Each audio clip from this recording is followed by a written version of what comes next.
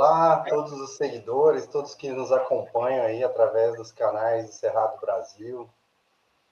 Estamos aqui para mais uma live onde a gente busca trazer o conhecimento e traduzir ele, facilitar aí para a linguagem do agricultor, sempre trazendo aí informações relevantes, principalmente sobre agricultura regenerativa, sobre o uso dos bioinsumos.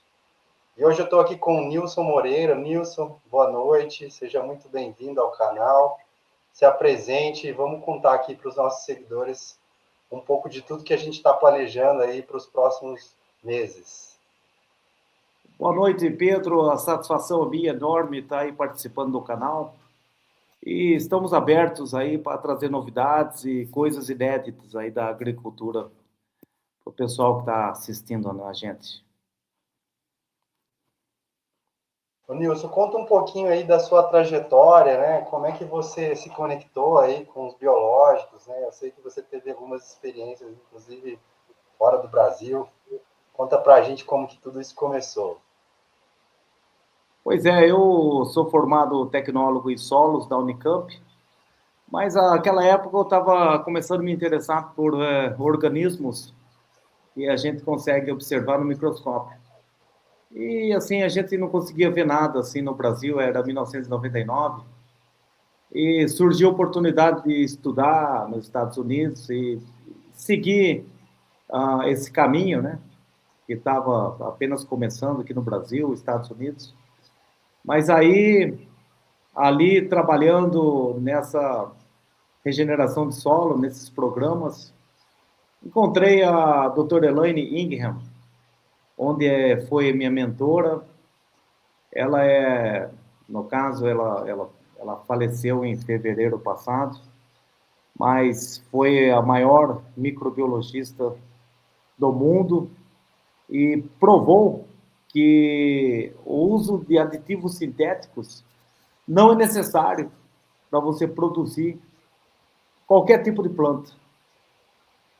É isso que ela defendeu, vários trabalhos científicos. Trabalhei junto com ela fazendo transição de químico para biológico, no caso.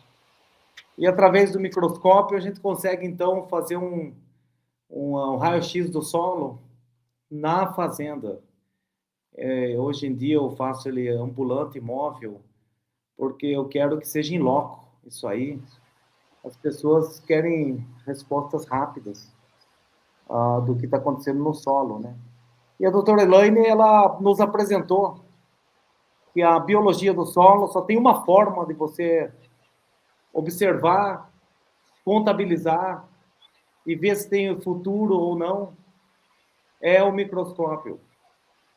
É um aparelho simples, né? Nilson, até conta para a gente aí, né, as experiências que você teve aí com o agricultor, né? Como que o agricultor se sente quando ele mesmo olha ali pelo microscópio, ou quando você projeta ali numa tela ali as imagens? Pois é, o agricultor, ele como não tem acesso a essas imagens, né, do solo dele em tempo real, ele ou não tem ideia, ou tem uma ideia muito errada da biologia do solo que ele vive, né? E ele começa somente a se preocupar com microbiologia quando ele tem problema com nematóides maléficos, né? No caso, ele tem uma incidência de nematóides maléficos muito alta devido à falta de vida no solo, né? O solo tá completamente desestruturado do ponto de vista microbiológico. Então ele começa a saber o que ele achava que era bom não é tão bom assim, o que ele achava que era ruim tem um lado de esperança. Você fazer todo esse manejo agrícola hoje em dia sem saber, sem levar em conta a parte microbiológica, é um tripé. Assim, como outras coisas também, depende de três, uma cadeira com dois pés só não vai ficar equilibrada. Então, é um tripé entre físico, químico e biológico. a gente está vivendo um momento único, né, no país, do ponto de vista econômico, do ponto de vista financeiro, do ponto de vista geopolítico, né? São várias transformações de fora da porteira. Mas de dentro da porteira também a gente está vendo um movimento do on-farm, né? Um movimento que vem ganhando força. Muitos agricultores fazendo seus experimentos, né? Ou produzindo seu próprio bioinsumo, seja ele através dos micro-organismos eficientes ali, das áreas de preservação, das áreas de mata fechada, onde ele, muitas vezes, não sabe nem muito bem qual é aqueles micro-organismos, mas ele está fazendo a sua multiplicação e está fazendo aplicação, né? Eu sei que você está aí no Mato Grosso, já deve ter se deparado também com vários agricultores com esse perfil. Como que você enxerga tudo isso, né, nesse movimento? Olha aí, ô Pedro, o uso de fungos e bactérias na agricultura, ele já é um sucesso consolidado. Você pega aí o metarrizo, ele tem uma eficácia muito grande contra a cigarrinha da pastagem, cigarrinha do milho. Você pega o Bovérnia, você pega o Isária, você pega outros fungos aí, que é um sucesso consolidado. Ele consegue realmente substituir a parte química, ou seja, você deixa de usar fungicida sintético, né, químico, você deixa de usar outros produtos químicos aí, inseticida, que é muito maléfico para os insetos benéficos, né, que poderiam estar predando, né, na sua lavoura, essas larvas maléficas. Mas o fato é que o uso excessivo de produto sintético ao longo do tempo, ele deixou o solo estéril, né, do ponto de vista microbiológico. Então, esses organismos isolados, que é o que a gente fala aí, que é o Bacillus subtilis, Bacillus thuringiensis, entre outros bactérias que são multiplicadas on-farm, ela é um sucesso. Não podemos negar isso aí. A gente está até vendo aí ultimamente a lei dos bioinsumos travada lá em Brasília, né? Essa lei é imperativo para que eles consigam ter segurança jurídica no campo e o produtor poder multiplicar sua própria bactéria, seja isolado, seja micro-organismo eficiente, pego na mata, seja o compostir, seja a comunidade maior, mais abrangente, mais tecnológica, que é o nosso caso, que faz o compostir, que tem todo o nível trófico ali, desde fungos, bactérias, mas também nematóides, e quando eu falo de nematóides, é benéfico. Há-se uma ideia de que falou em nematóides, são tudo maléfico, e isso aí não é verdade. 97% a 98% dos nematóides são benéficos.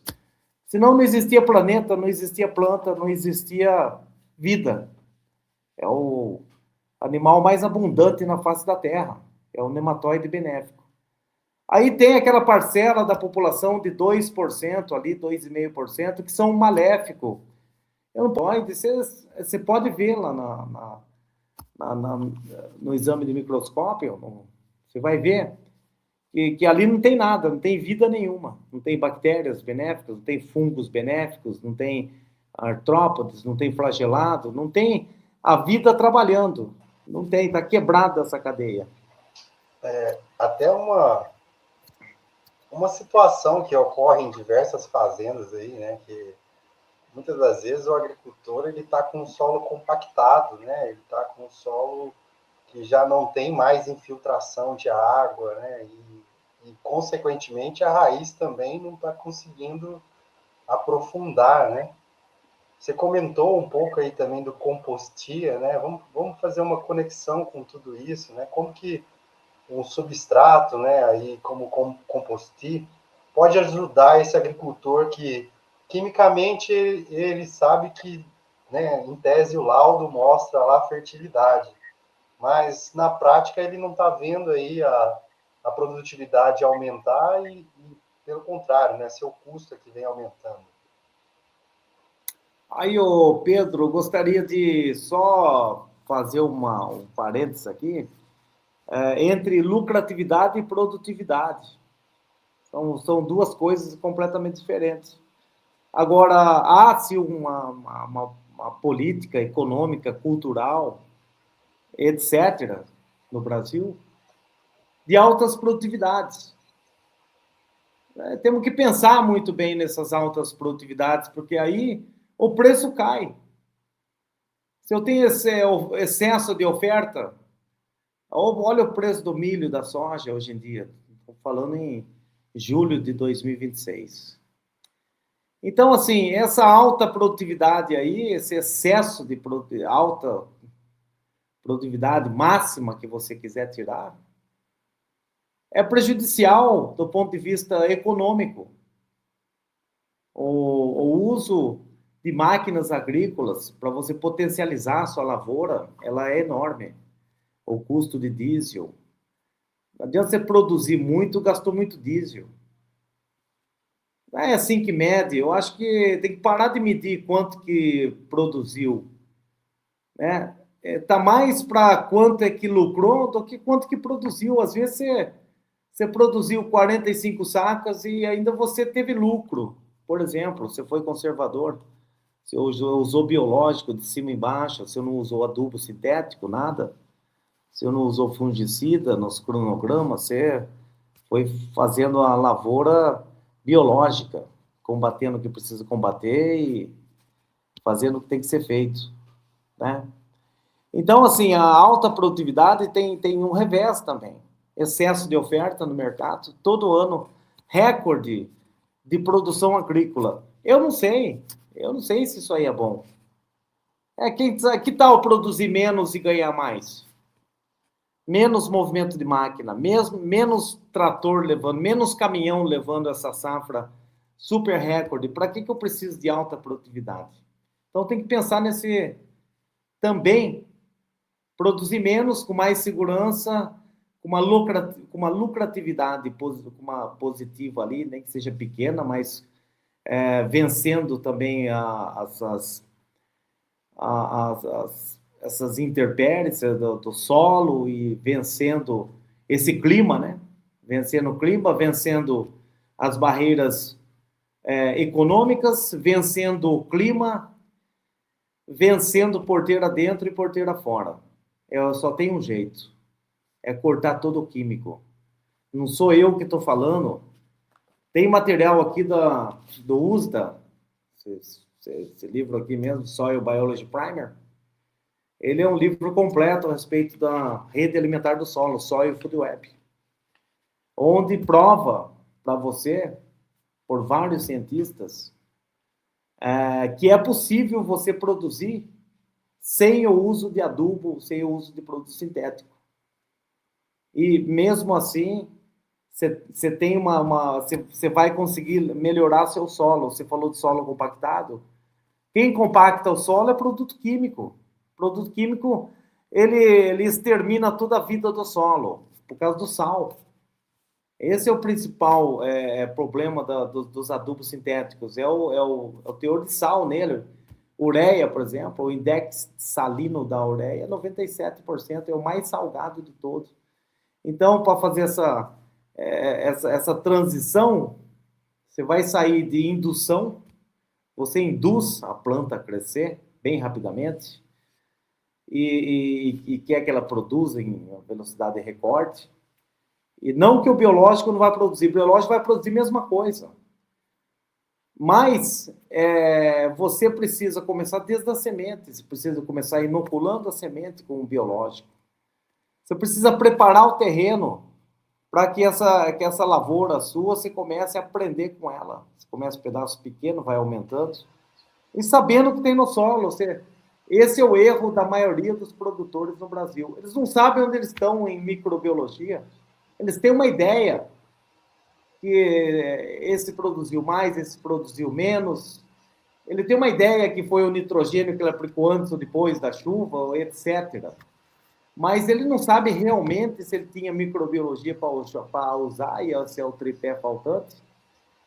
E a microbiologia que controla a parte química e física do solo. Essa é uma parte importante.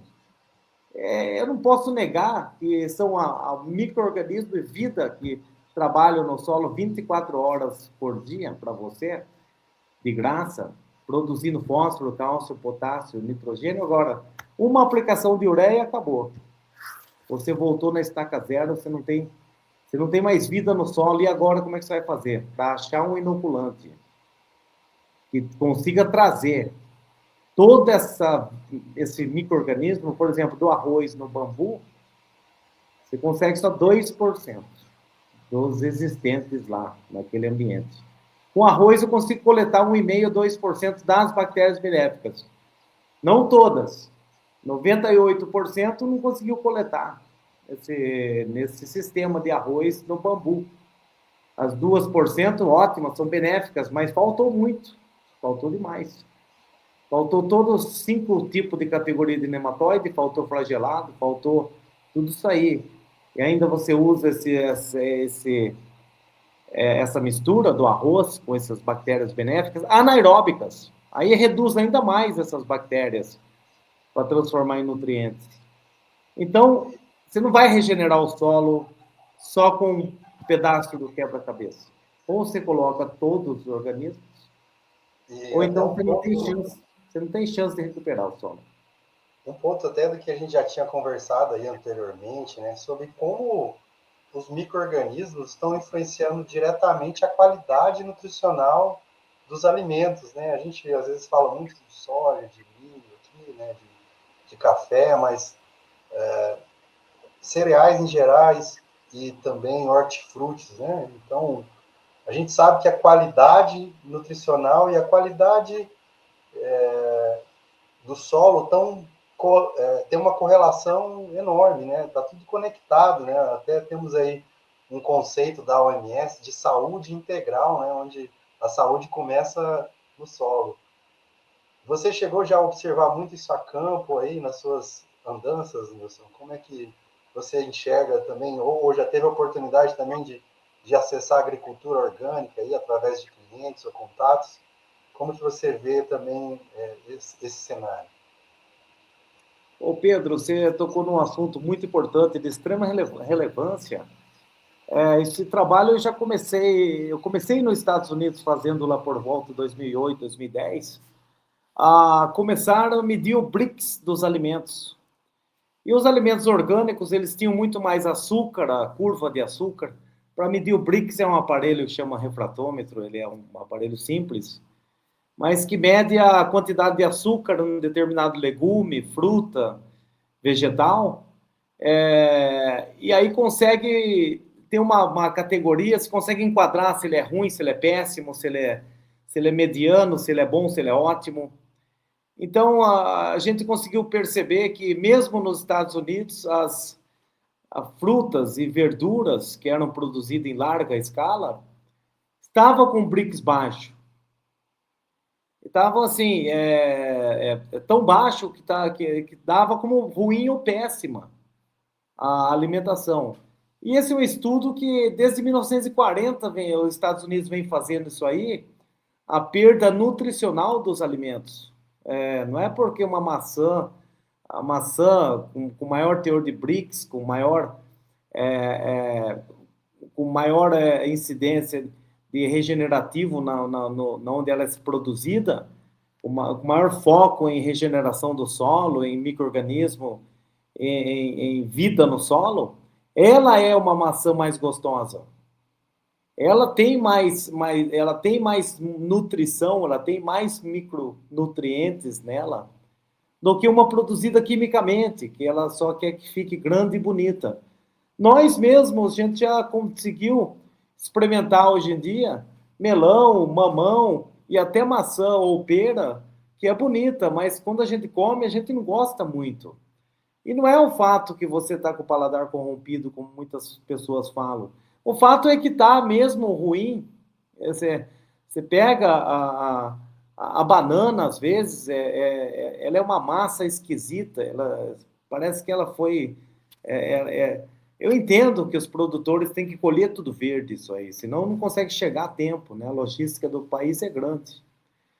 Mas tudo isso colabora para que o alimento seja péssimo, ruim ou péssimo. Imagine, já é produzido com produto químico no solo. dando ênfase a tratamentos químicos de cima e embaixo, nas frutas, verduras e legumes. E ainda por cima, não é maturado no pé. Eu não consigo deixar ele maturar no pé, onde que vai dar, onde a planta vai finalizar o produto, dando mais nutrição, mais nutriente, mais peso molecular e mais nutrição para esse alimento. Então, vai ser colhido muito antes dessa fase de maturação. Só mais um pouquinho ele ficaria delicioso. Mas eu não posso esperar, porque eu tenho que transportar ele. É um país continental. Então, isso aí dá para a gente entender um pouco a perda nutricional vem de vários ângulos, né? E quando realmente você produz orgânico, ele tem mais, o tempo é o mesmo. E ele tem mais sabor, ele tem mais paladar. Se pega uma vagem orgânica, lá nos Estados Unidos, a gente pega muita vagem. Ela é muito gostosa. E você pega a vagem produzida em escala grande, ela não é boa. Ela parece uma bucha e não tem gosto de nada. Então, assim, você realmente não está prestando atenção no que realmente, de onde que vem esse alimento, mas nós conseguimos detectar. Nós temos o paladar nosso, nossa língua, consegue detectar a diferença de um ovo para o outro, consegue detectar a diferença de uma beterraba, de uma manga, de uma... aliás, quando você pega uma manga, um abacaxi saboroso e doce, você quer continuar comendo ele, porque você gostou muito, né? Então, assim, isso aí é um problema grave, né, nos alimentos, em tudo, né, nos alimentos em geral. Então, desse jeito, além do que ainda estão com resíduo de produto, a Anvisa mesmo, de vez em quando, solta aí tomate, pimentão e pepino, na última análise de abril, foram os mais contaminados, assim, mais de 50% das amostras contaminadas. Então, ou a gente muda o jeito de ser produzido, né? Ou a gente não vai aguentar esse tipo de manejo químico, né? Vai ficar doente e o alimento vai ficar cada vez mais sem paladar. Aí tem que ser ultraprocessado, tem que adicionar gordura, tem que adicionar sal e açúcar e coisas que dê sabor para ver se eu consigo comer isso daí. Muito, muito bem esclarecido aí, realmente, né? A nutrição não é só a nutrição fisiológica, tem uma nutrição emocional ali também, né? Quando a gente consegue se aproximar de um alimento, de uma fruta ali que foi criada de maneira orgânica. E hoje a gente está falando aqui, pessoal, de ciência, né? A gente comentou aí de compactação, comentamos aqui de lucratividade, estamos comentando aqui agora do ponto de vista nutricional dos alimentos, né, da saúde integrada, mas aí eu vou vestir aqui o chapéu de técnico, de agrônomo, né, e assumir também a nossa responsabilidade como extensionistas, né. A gente observa muito esse boom da agricultura regenerativa, se tornou um termo diversamente pesquisado hoje na internet, e, de certa forma, os agricultores já se viam com práticas agro-regenerativas, regenerativas, seja no plantio direto, a adoção aí dos bacilos, dos inoculantes, como você mesmo comentou, Nilson. Mas muitas das vezes esse agricultor ele é atendido ali por 2 fornecedores, sejam eles cooperativas, distribuidores, ou até mesmo de forma direta para a indústria. Então ele começa a ter ali, eu vou chamar de cardápio, um cardápio químico ali diverso. E a lógica da recomendação hoje, muitas das vezes, não vai ser com base na necessidade do agricultor, e sim nas consequências. E é um pouco do que a gente vem trabalhando hoje aqui na consultoria, que é inverter isso, olhar para o solo, entender e quantificar e identificar esses micro-organismos para aí tomar algumas decisões.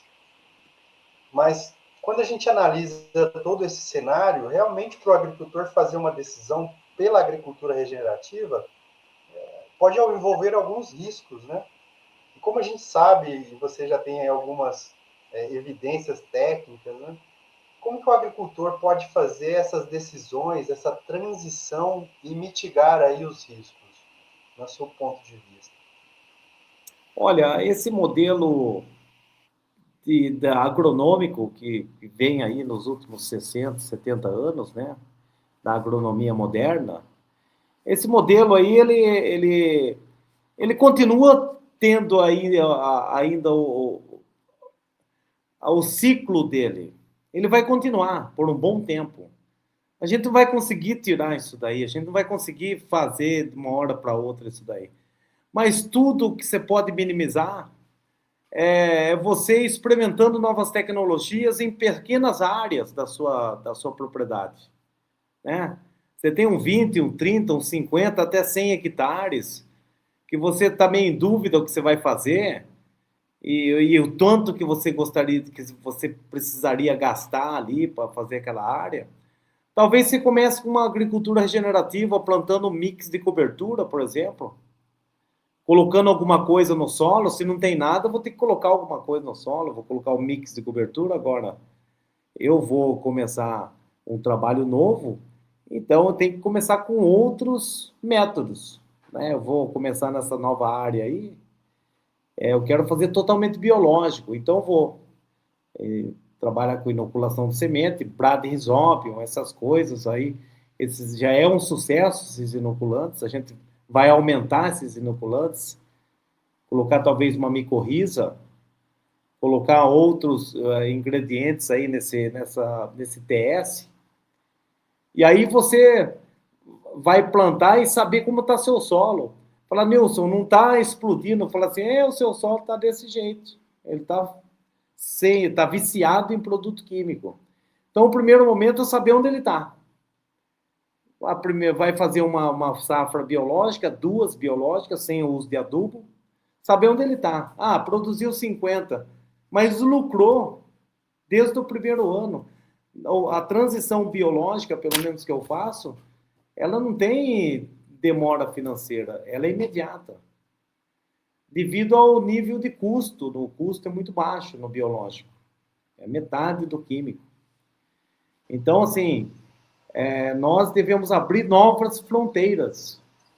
Novas fronteiras significa isso aí, testar novas áreas com sabedoria, com conhecimento, com ciência, com base, soilfoodweb.com. Ele é um sucesso americano, é um sucesso no mundo, né? Muitas pessoas seguem esses ensinamentos, né? E deve seguir ainda mais. Eu acho que agora chegou o momento, há 10 anos atrás, o produtor rural nem sabia o que era o Bacillus subtilis.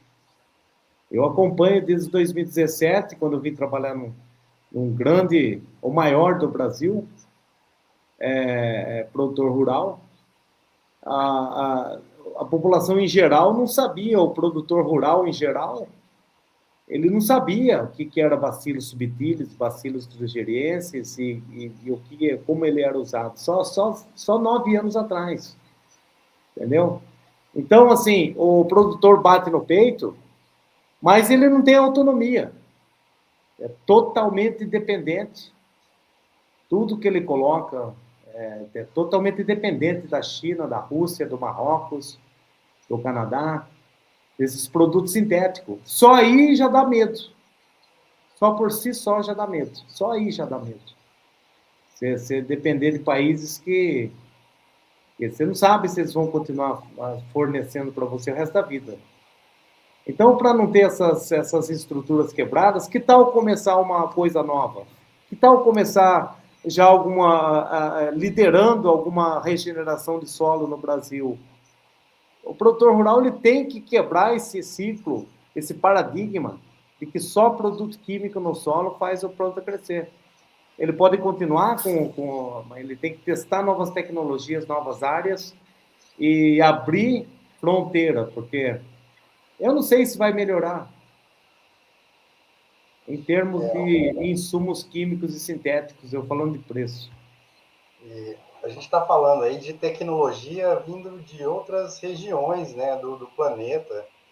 E a gente sabe que a maior tecnologia hoje está na raiz das plantas, né? Está na própria constituição dessas plantas, que tem ali memória, se a gente pode chamar assim, né? Então, uma das perguntas que eu faço aí para quem está nos ouvindo, né? Para quem está nos assistindo, como é que está a memória do seu solo? Esse solo está com boas memórias, ele tem saúde ou ele está morto, né? Muitas das vezes a gente faz essa correlação também com o intestino ali, né? Eu vejo muitos agricultores que estão cuidando da sua saúde, ele já olha para o solo com uma outra visão, ele já tem ali uma preocupação. A gente tem, inclusive, no mercado hoje muitas ferramentas para confirmar aí. A gente tem a bioanálise da Embrapa, onde a aril-sulfatase e a beta-glicosidase mostra para a gente ali esse rastro das micro-organismos benéficos ali do solo, que mostram o potencial de saúde, né? A gente tem a metagenômica, que também ajuda a identificar e quantificar. E conversando aqui com o Nilson, eu fiquei fascinado, assim, interessado, porque o termo já é interessante, né? É um laboratório itinerante, né?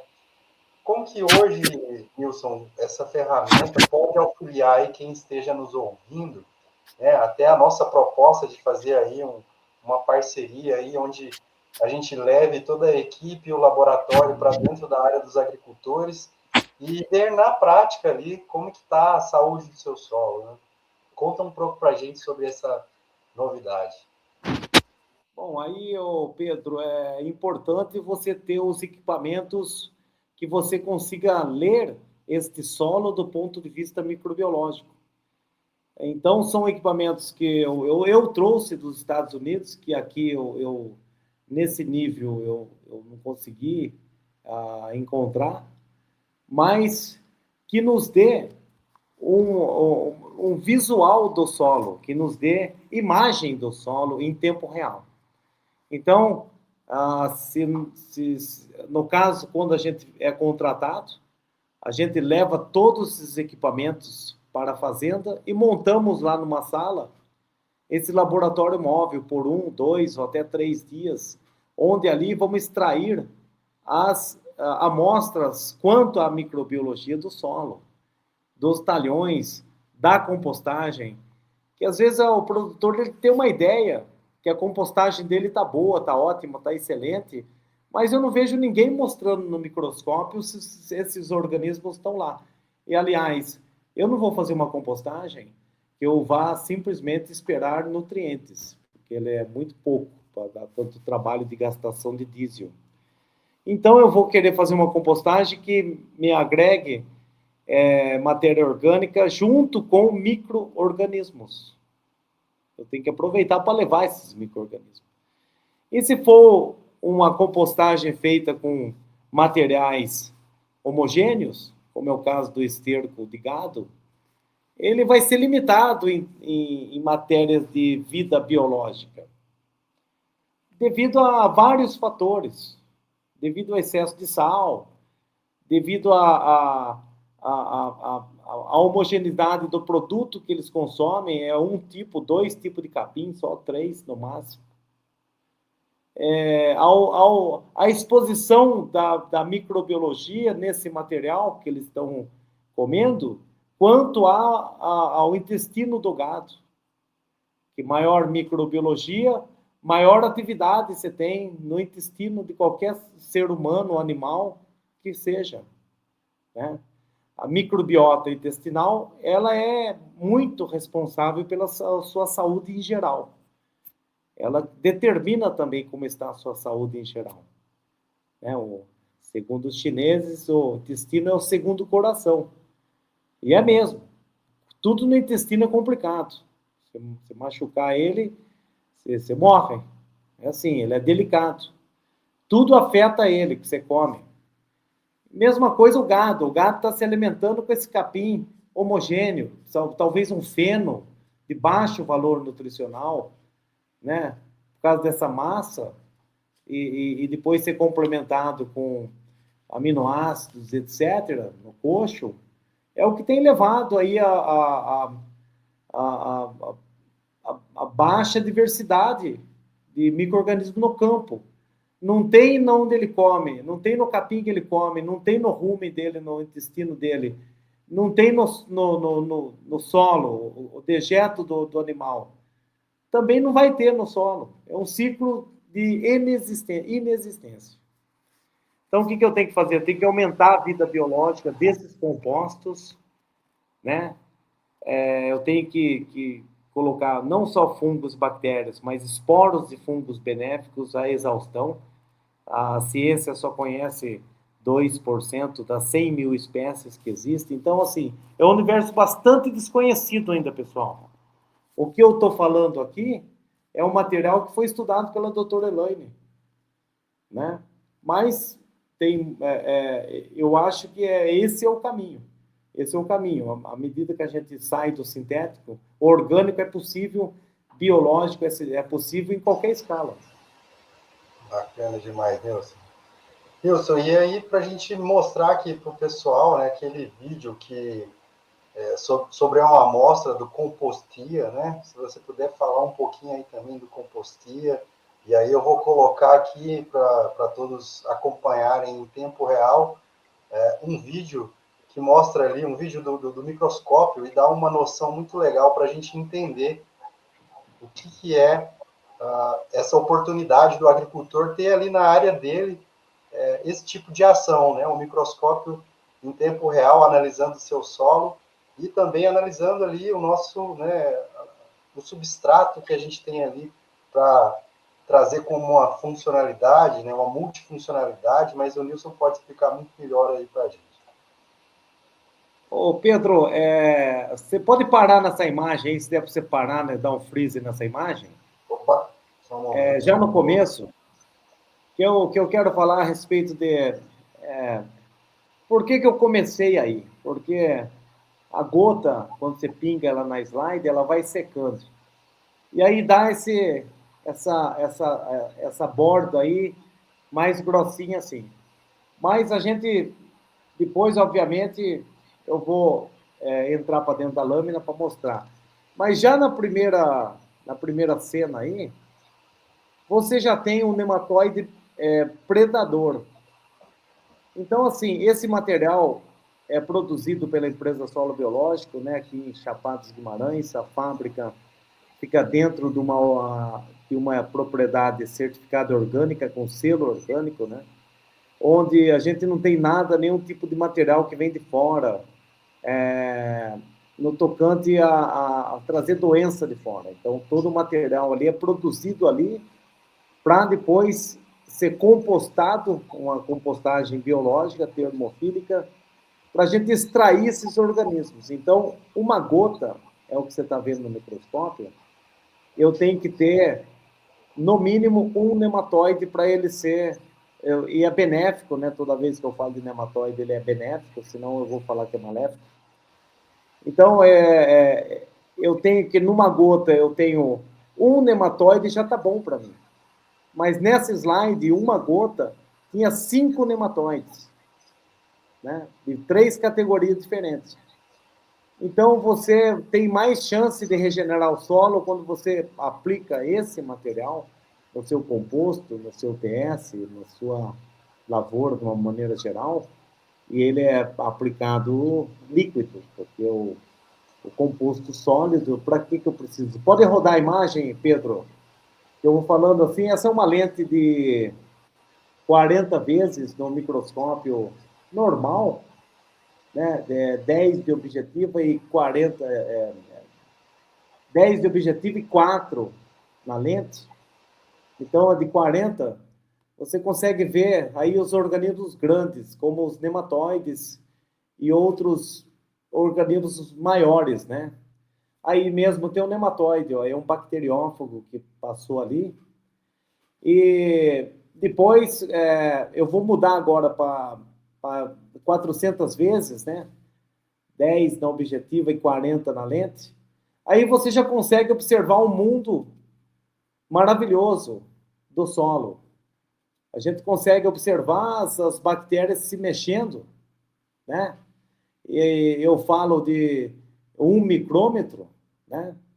Eu falo de 1 micrômetro, uma bactéria tem 1 micrômetro, ou seja, ela é bem pequena, mas nós conseguimos não só visualizar as bactérias, mas outros organismos. Esporos de fungo, amebas, flagelados, né? Ácido úmico, ácido fúlvico, né? Esses esporos aí conjugados, germinados, aí, extremamente benéficos para o solo. E aí o agricultor ele tem que saber como é que está o solo dele. Eu tenho isso aí no meu solo, ácido fúlvico aí, ó, na tela. Eu tenho isso aí no meu solo, eu tenho mais chance de regenerar o solo. Todos esses pontos marrom, esses daí, são esporos de fungo que vão crescer no seu solo. Aí, só nessa tela tem 3 ameba extremamente benéfica para o solo. Comem bactérias dia e noite, né, para sustentar a sua planta. Né? Eu vou querer esses animais, vou querer esses animais do lado da minha planta. Eu vou fazer de tudo para que eu consiga cultivar eles. Né? É a única forma de manter na atividade e ter autonomia. Né? Autonomia tecnológica. Né? Você vai estar vendo o seu solo. Quando nós levamos o laboratório móvel na fazenda, um novo mundo se abre.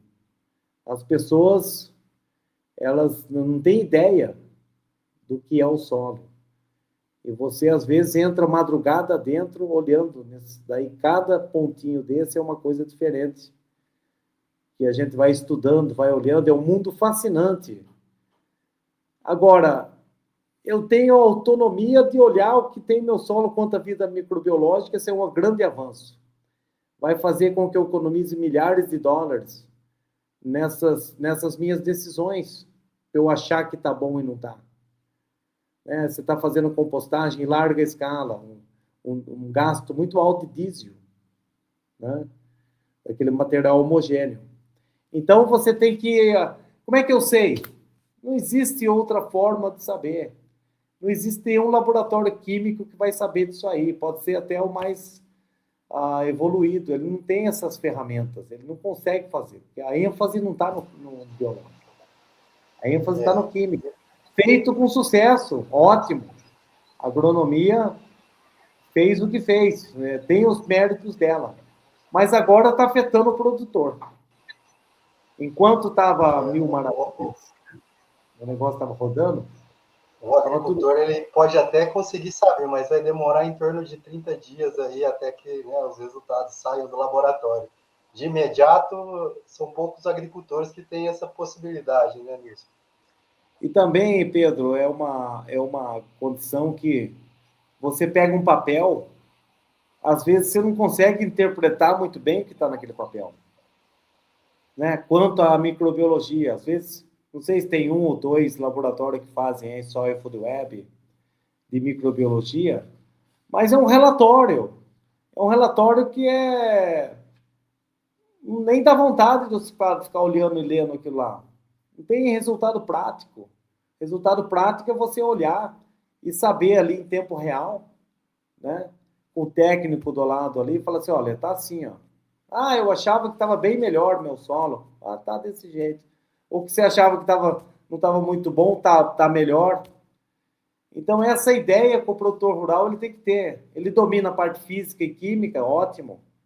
E agora tem que dominar a microbiológica. Vai ser o único jeito ele poder ter sustentabilidade e um pouco mais de autonomia no campo. Muito bacana, Nilson. Então, todos os agricultores aí, até consultores que têm acompanhado a nossa live, fica aqui o nosso desafio, né?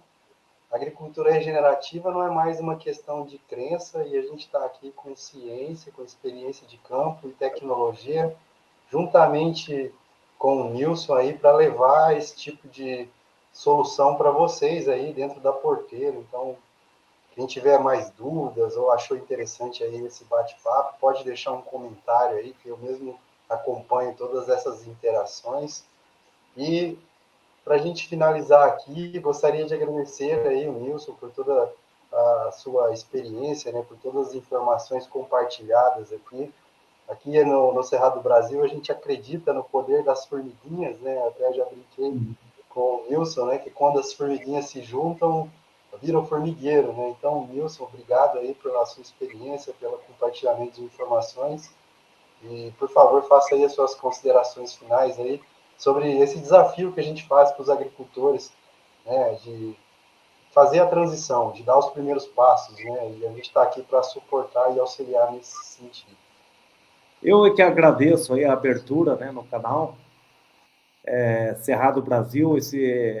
A gente tem que divulgar essas informações e orientar os produtores rurais nesse momento. Talvez agora estejam mais abertos, né, a ouvir outras formas de fazer, mas eu agradeço, né, a abertura e também fico à disposição do Laboratório Móvel em qualquer parte do Brasil. Pode nos buscar aí, pode buscar o Pedro a respeito de orçamentos e disponibilidade para a gente levar esse laboratório na fazenda, tirar todas as dúvidas que a pessoa tem em tempo real ali. Ficamos à disposição, tanto o Pedro como eu. Aí, muito obrigado a todos os ouvintes. Obrigado, Nilson. Boa noite a todos aí. Obrigadão.